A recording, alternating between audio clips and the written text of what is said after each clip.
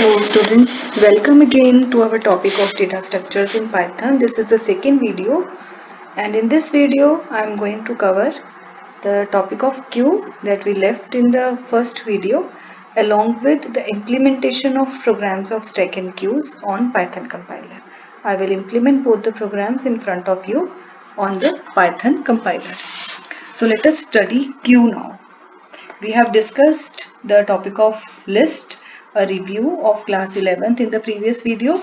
I hope you all have understood it and made some programs to review the topic of list. And we have discussed the topic of stack, making programs on stack using the list operations and two functions, append and pop. So now we will discuss the theoretical implementation of queue along with the functions, the programs of queue. So first of all, we will discuss the theoretical concept of queue. Queue, it is a container of objects again. Like a stack, it is also a container of objects. The objects are inserted and removed according to first in, first out concept. In case of stack, it was last in, first out. But now it is first in, first out. This queue is, students, this queue is a journal queue. Like a bus queue, like a ticket queue. You are in a queue for getting a ticket. From where you will insert into the queue, from where you will enter into the queue, from the last. And the person who gets into the queue first will get the ticket first. So it is first in, first out. Okay. So queue examples, as we have discussed, queue waiting for a bus. The person who enters the queue first will get the bus first. Who enters the queue last will get the bus at last. Or you can say there is a one way for one way on the road for cars or buses to go. So the car which enters that one way first will be the first one to go out. So this is a one way. So queue is a one way list. We will enter from last and we will delete from front, from the first one. Is it clear? So this is a small difference between stack and queue, and this small difference we will reflect in our implementation program also. Okay.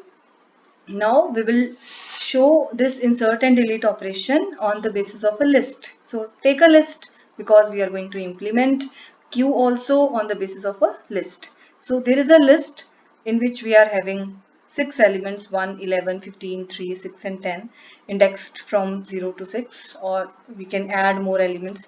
So insertion will be from last. So this is the element which has been inserted recently, and the next element can be inserted at the index 6 only. And from where the values will leave the list? From the first one, from the index 0 onwards. 0, then 1, then 2, then 3. So this is also a fixed type of data structure. Like a stack, we do not have any option that we can insert or delete from a particular index. So the insertion operation and the remove operation, delete operation that we have done in list will not be done here also. So we are left with append and pop functions only. So very less difference between stack and queue actual implementation on programming point of view. Theoretically, you must be clear what are the push and pop operation of a stack, what are the insert and delete operation of a queue. Push means inserting an element, pop means deleting an element, both the functions of stack. Insert means inserting an element, delete means deleting an element, both operations of a queue. Stack is LIFO, last in, first out, and queue is FIFO, first in, first out. Very simple. Okay. Now, implementation of queue in Python. Implementation will be done on the basis of two functions again, append and pop, with minor difference in pop. So to add an element into the queue, it is called insert operation, and we will use same append function because we are going to insert an element into the queue from the last only. So we are already having a append function of the list for this. So stack push operation and queue insert operation are same to implement. One difference, theoretical difference or conventional difference, is that stack uses push to show that it is inserting an element, and queue uses the normal word insert to insert an element. And to remove or delete an element from the from the queue, it is delete operation. And how we will do it? We will not use pop without index. We will put an index, but this index will always be 0. Index will always be 0, so that the first element is always deleted from the queue, because it is first in first out. The element that entered the list, that entered the queue first, must be the first one to go out. So the index of the pop must be 0 in case of queue, and it must be blank in case of stack. And this is the only and only one difference in the implementation of stack and queue. The rest is exactly same. Okay. Now how the programming will go. Look. Almost I have tried to make the same type of program. I have taken a small queue, 3471. There are 4 elements. I have printed original queue. Then I take an element from the user to insert a new element. We should take a pointer for this. Okay. I take a new element in new to be entered. So the same queue, it is a list whose name has been taken as queue to show that I am implementing a queue. So queue dot append new. New will be appended at the end of the queue. After appending, it will show me the list. Okay. Is it clear? And the pop element, enter element to insert, and using the pop element to remove the queue. So we will use pop 0 to delete the element. Okay. Now the question arises how these stack and queues are going to be applied in our programming, or how they are useful, we are working on it. So the applications of stack and queues in our programming, why or where the programmers are using stack and queues, or where the systems are internally using stack and queues.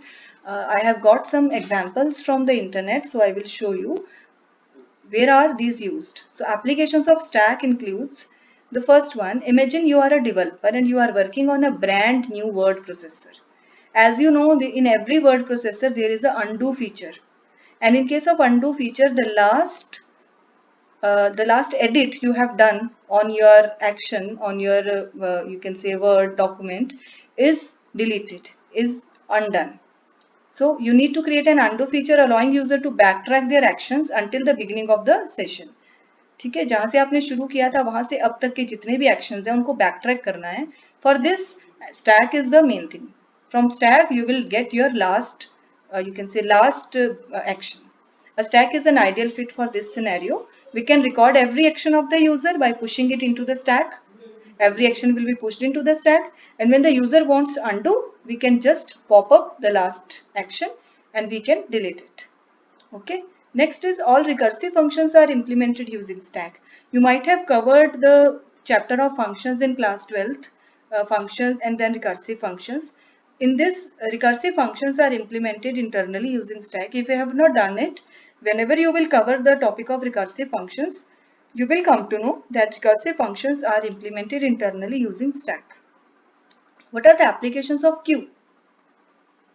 Queues are used in all CPU scheduling algorithms. You might have learned CPU scheduling algorithms in class 11th.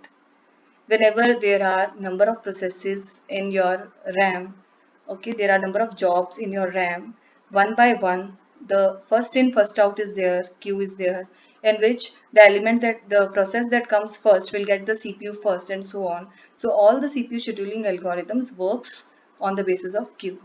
Queue is used as a keyboard buffer. Whenever you press a keyboard key and then other one, they are taken as first in first out. Okay. So this is queue is also used as a keyboard buffer. Just think upon it. These two functionalities are implemented internally using a queue. So these are the applications of stack and queues where they are used in our programming or in the internals of our systems. Now we will implement our stack and queue programs on Python compiler. So welcome students. This is an online Python compiler. You can just type on Google online Python compiler. It will show you this main.py along with the shell and a button run to run your program. So I will type, first of all I will type the program of stack here and I will show how it runs. So let us start. First of all, I will give a, just a minute. Yes. First of all, I will give implementation of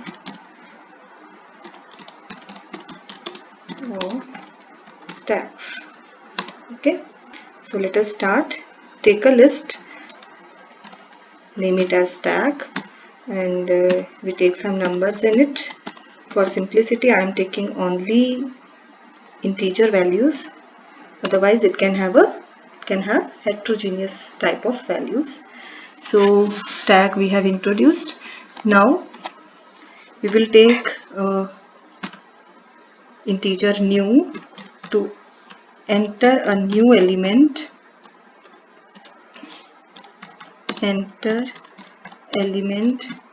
to be pushed. Okay, so the user will enter an element to be pushed into the stack in a variable named new. Now what is left with us? We will just call stack.append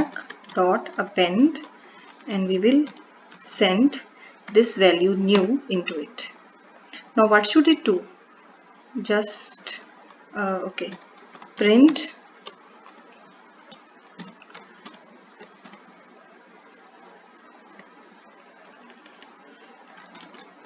after push operation stack is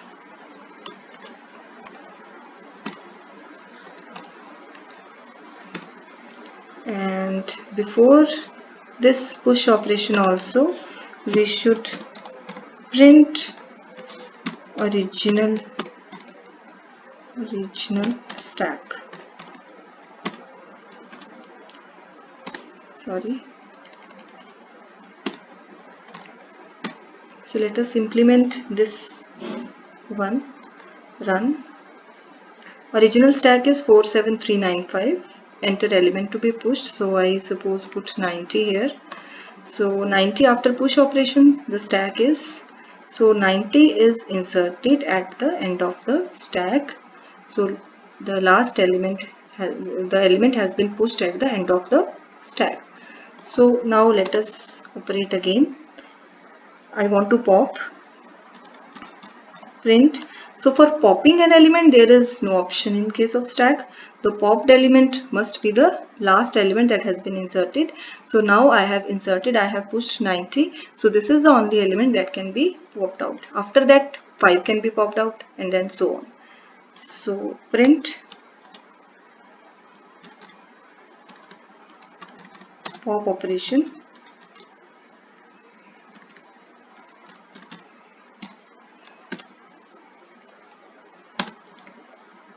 I'm just saving the element in this variable, otherwise it is not required. Stack.pop, no index, because by default the pop without index will pop out, will delete the last element of the list. Okay, so simply pop. So print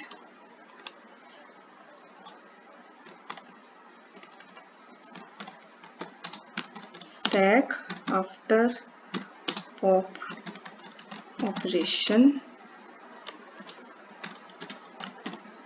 deleting of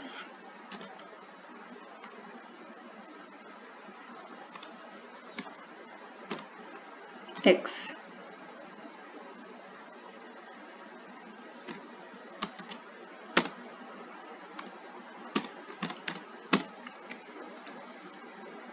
Let us see. Original stack, enter element to be pushed. We push again 90. So push, after push we are having 90 at the end, and pop operation, stack after pop operation, that is deleting of 90, is 47395. 90 has been deleted. If I make this stack dot pop once again and just print stack, let us see. Again I will put 90. What happens? First pop operation will delete 90. I am left with 47395. This is the result of the second pop. I haven't given any imprint or comments here. So the last element 5 is also popped out. So we are left with 4739. If I once again say stack dot pop, it will delete out 9, then 3, then 7, then 4, and so on. Okay, so this is the implementation of stacks with the help of list.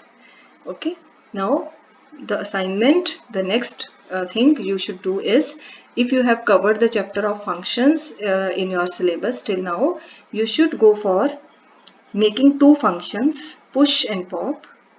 Okay, and making these functionalities or converting these functionalities into two functions, push and pop.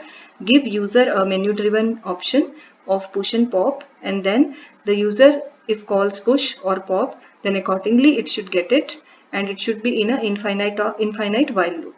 Okay, try to do this after you have done the functions chapter. Now I will again do the same thing on queues. So I will just make some changes over here. In case of stack, in place of stack, I will put queue. Original queue is available to us.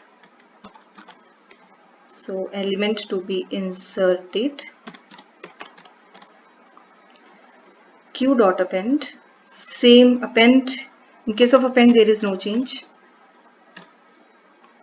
After insert operation, queue is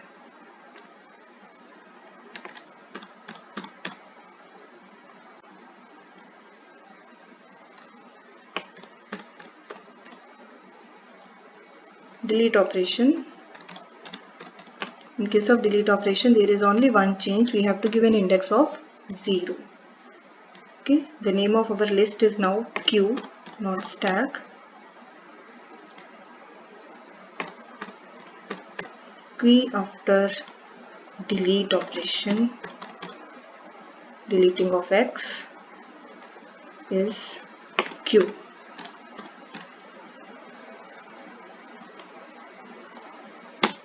So let us see what happens.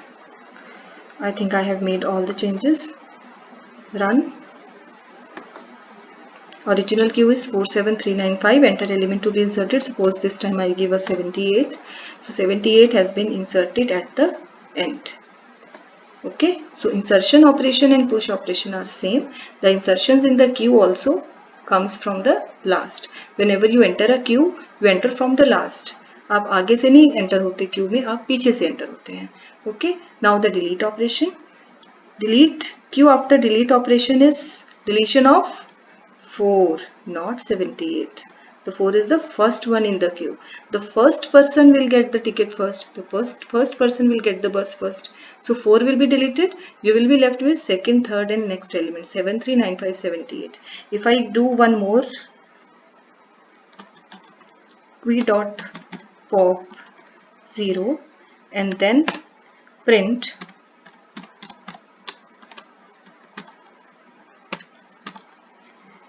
just run it.